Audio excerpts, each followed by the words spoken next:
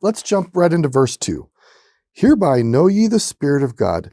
Every spirit that confesseth that Jesus Christ is come in the flesh is of God. And every spirit that confesseth not that Jesus Christ is come in the flesh is not of God. And this is that spirit of Antichrist, or not being for Jesus. Whereof ye have heard that ye should come, and even now already this anti-Christian is in the world, this Antichrist. Which, for some of you, you're probably confused by, wait a minute, I don't understand what we just heard or what we just read there. So near the end of the first century, you have this doctrine. It's a heretic doctrine that has begun to come into the Christian church.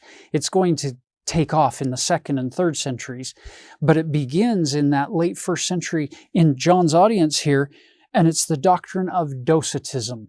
This idea that Jesus Christ never fully experienced mortality. He was never enfleshed.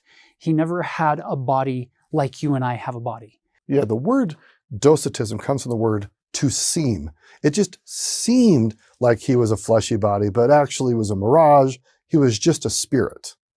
And that, as you can see, John is making a strong claim. If you only think that Jesus just seemed to be a fleshy human, but really was only just a spirit, that's a very, very troubling doctrine. And it's Antichrist in the sense that you aren't fully understanding the true identity of Jesus. If you don't know the full identity of Jesus, you can't adopt Jesus in your life. And so you can see how this is an example of where the Greek philosophy has now made its way into many of the members of the church in these early times. And they're wrestling with this. They're saying, because the Greek philosophy is the body is bad. It's evil. The real thing is what you know, gnosis. It's about your knowledge, and it's about your experiences of mental assent.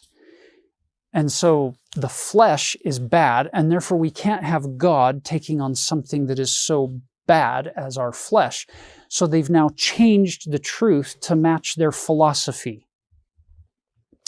The role of prophets is to help us avoid that kind of doctrinal drift, to adopt the philosophies of the world where we say, you know, it's popular opinion that XYZ is the way things are, so we're going to now pull that in and we're going to change the gospel to match the world's view or the world's philosophy in this case.